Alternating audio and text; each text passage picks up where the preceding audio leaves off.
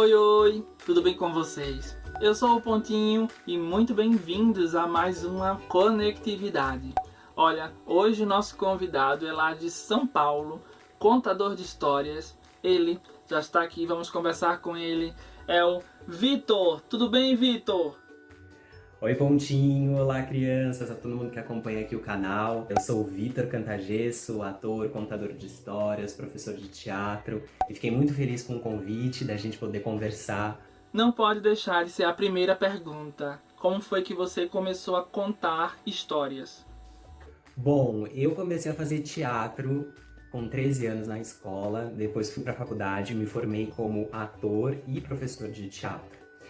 O teatro, como todas as artes, existem diversas linguagens, né? Podemos falar sobre o teatro naturalista, realista, dramático, cômico. E aqui em São Paulo, onde eu moro, existem alguns grupos que fazem o teatro narrativo ou teatro documental. Eu assisti muitas peças onde o teatro narrativo era a pesquisa do grupo. Isso quer dizer que a construção do personagem, a interpretação daquilo que a gente conhece mais da televisão e do cinema, isso não era tão importante, não é tão importante. O mais importante é a relação com o público e a história que eu tô contando, né? Eu tô falando tudo isso porque eu comecei a me interessar pelas histórias narradas, contadas. E aí, isso foi em 2013, eu comecei a fazer muitos cursos sobre contação de história. A princípio, eu achava que era uma arte muito parecida com teatro. Na verdade, é parecida, mas não é teatro. É outra coisa, né? E isso já fazem mais de 8 anos que eu estudo a contação de história e hoje sei, assim, muito a diferença entre teatro, teatro narrativo, teatro documental e a contação de história. São coisas muito diferentes, né? Às vezes eu assisto uma contação de história e percebo, falando, isso é teatro narrativo, né? É claro que a arte é livre, a gente pode fazer o que a gente quiser e tal, não sei o quê, mas para mim é importante essas diferenças. Então eu comecei a contar história a partir do teatro, né? E hoje eu uno elementos do teatro e da contação de história no meu trabalho. Vitor, sempre temos aquelas inspirações no começo do nosso trabalho. Algumas perduram, né? A gente traz até hoje. Quem foram as tuas referências e inspirações? Olha, algumas referências importantes para mim é o Vladimir Capella, que foi um diretor de teatro que infelizmente não tá mais entre nós, mas foi um cara que eu pude assistir acho que umas 2, 3 peças dirigidas por ele. Teve uma incrível que foi o Colecionador de Crepúsculo, que ele trazia contos do Câmara Cascudo.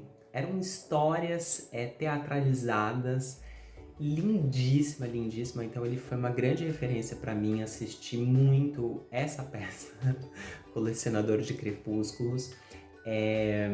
A Companhia Hiato, que é uma companhia de teatro aqui de São Paulo, que é uma grande referência para mim. E a Ana Luísa Lacombe, uma contadora de histórias e que faz teatro narrativo também, ela é atriz. Pude fazer cursos e cursos com ela, fiquei encantado desde a primeira vez que eu a vi em cena contando uma história e depois vendo ela no teatro.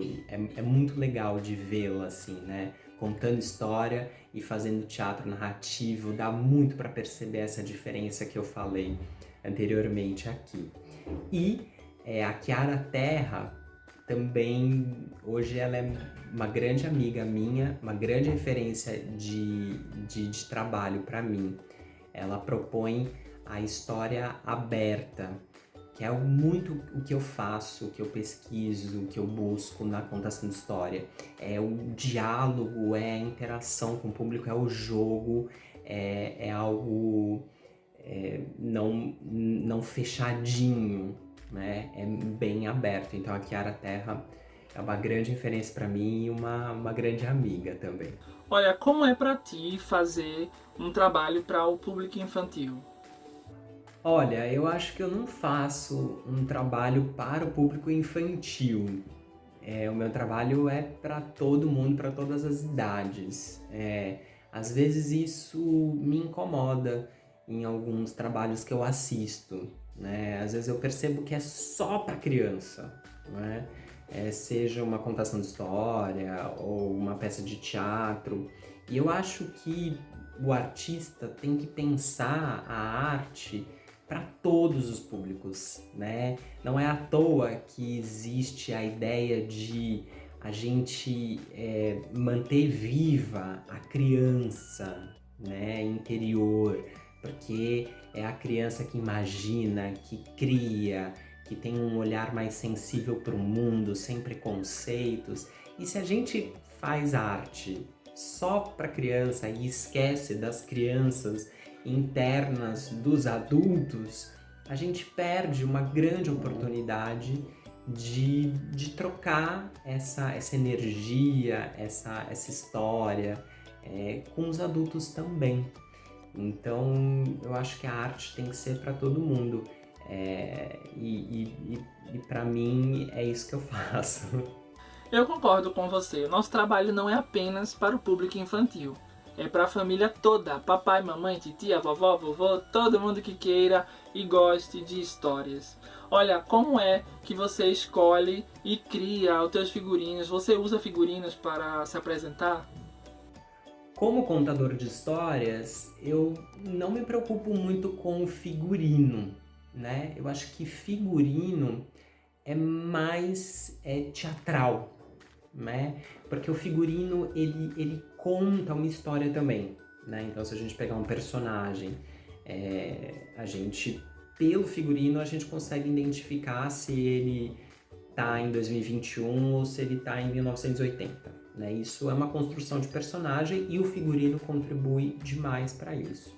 Na contação de história, eu acho que o figurino, ele não é tão importante quanto a própria história.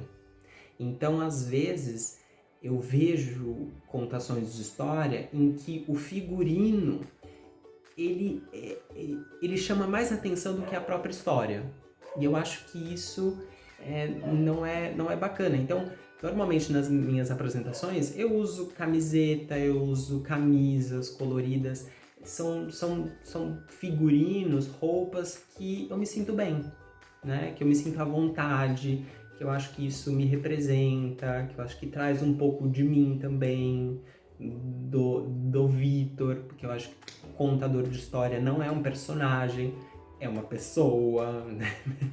Então, sobre figurino, é isso. Acho, né, cada um vai para sua linha de pesquisa e pode ter muita gente que não concorde comigo, que acha que tem que ter figurino X e tem que costurar, tem que não sei o quê, mas eu não. E o figurino acaba sendo somente um complemento de tudo que é feito, né? Olha, aqui atrás eu tenho vários livros. Eu quero saber de você, quantos livros você já leu? E se você tem uma dica de livro, aquele livro assim que você leu e gostou muito, tem esse livro? Nossa, não sei quantos livros já li. É difícil, é difícil.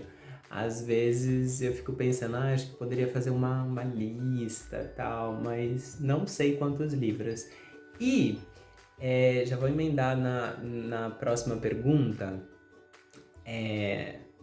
Acho que um livro que eu li bastante quando eu era criança é O Menino Maluquinho, do Ziraldo. Acho que o Ziraldo é um grande autor, uma grande referência também, né? Voltando à pergunta lá do começo, acho que o Ziraldo é uma grande referência para mim.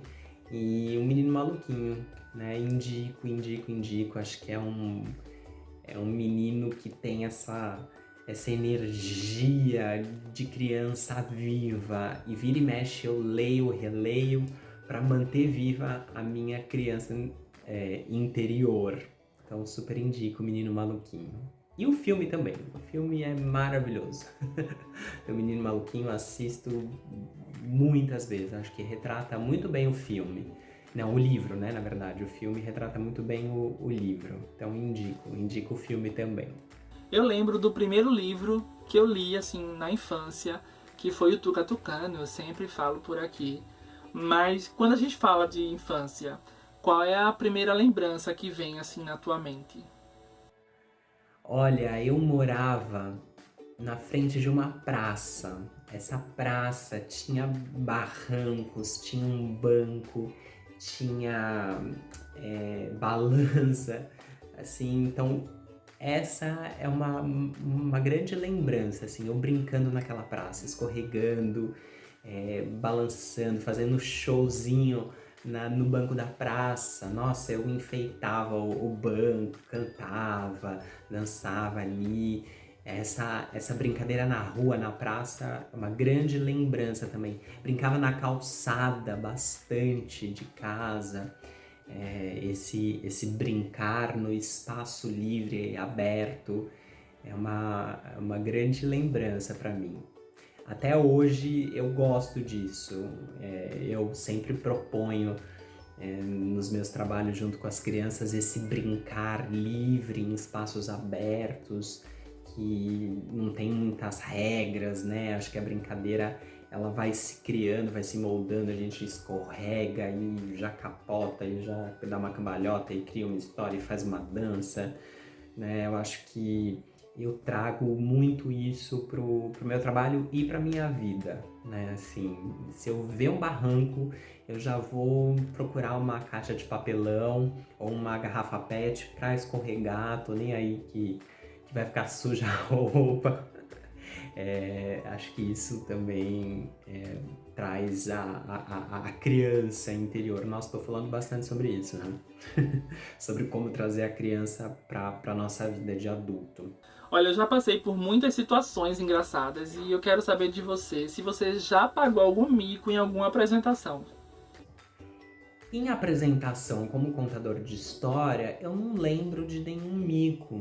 Não, mas uma vez no teatro, eu era estudante ainda, devia ter uns 15, 16 anos. Eu estava apresentando uma peça que eu tinha que cantar. E aí eu pegava o microfone aqui, né, na mão, não era esses chiques assim, não. Era o microfone na mão e aí eu tava cantando, cantando, cantando, cantando e de repente a diretora para a peça e fala: Vitor, o seu microfone não está ligado. Ou seja, eu cantei, cantei, cantei e o microfone estava desligado. Mas, bom, o microfone estava quebrado, na verdade. E aí eu entrei na coxia, né, que é onde os atores e atrizes se arrumam, né, para entrar em cena. Fui na coxia, peguei o outro microfone, entrei em cena e começamos a cena de novo. Cada profissão tem os seus desafios, né? Para você, qual é o desafio de ser contador de histórias?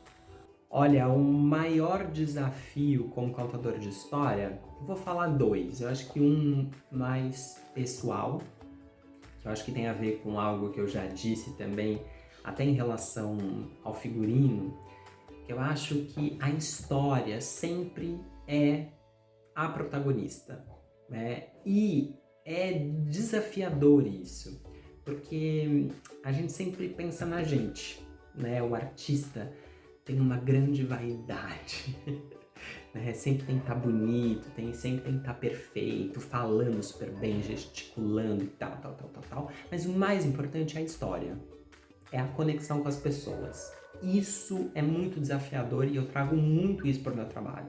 Eu sempre penso, Vitor, isso não tem a ver com você, tem a ver com a história que você está contando e com as pessoas, né? Não se preocupe em estar bonito, em estar perfeito, em estar falando super bem, não, tem que ter uma conexão de verdade com as pessoas. Esse é o maior desafio e eu acho que é um desafio pessoal meu. Um outro desafio é, acho que falar mais sobre o reconhecimento das pessoas com o nosso trabalho, né? Às vezes acha que, né, faz aí, faz de qualquer jeito, ai, paga pouco, né? As pessoas têm essa ideia de um contador, uma contadora de histórias. Acho que esse é um desafio. Acho que a gente mostrar para as pessoas o quão importante é o trabalho de um contador de histórias, né? A gente salva vidas também. Não é só um médico, uma médica, né? A saúde mental e a saúde humana, relacional, também é muito importante. E a história, a arte contribui para isso, né? Então, acho que as pessoas valorizarem o nosso trabalho é um grande desafio. E também o próprio contador de história se reconhecer desse jeito, né? Saber a sua importância é algo extremamente importante, né? Na minha caminhada, que eu percebi que eu também salvava vidas. E isso é o que me move o tempo todo. Vitor, para você, o que é ser criança? Ser criança é olhar para o mundo sem julgamento, sem medo de errar, de cair. Ser criança é se arriscar, ser criança é acolher, é compartilhar, é estar junto de verdade das outras pessoas. É isso que eu vejo, é isso que eu busco no meu trabalho como professor, como contador de histórias, como artista. Eu quero que as crianças sejam livres e que não tenham preconceitos e que compartilhem tudo que tem de bom na vida. Eu acho que é isso que eu tento ser na minha vida, e ser criança é isso. A nossa conexão tá chegando ao fim. Nosso papo foi muito, muito legal. Eu amei. E eu fico muito grato e honrado. E eu sei que o nosso público gostou também do nosso papo. Então, muita gratidão, Vitor, por você ter topado participar. Pontinho, querido, um grande beijo. Obrigado pelo convite. Adorei o nosso papo. Me fez pensar muitas coisas. Você viu que eu adoro falar. E adorei estar aqui com você. Um beijo, sucesso. Que em 2022 tenhamos um ano com muita saúde, muito amor e muita criança, muita história na nossa vida. Um beijo. Esse foi o nosso papo com Vitor, ele que é contador de histórias lá em São Paulo. Se você gostou, curta, compartilhe com os amigos e não esqueça, de se inscrever. Até a próxima conectividade. Tchau!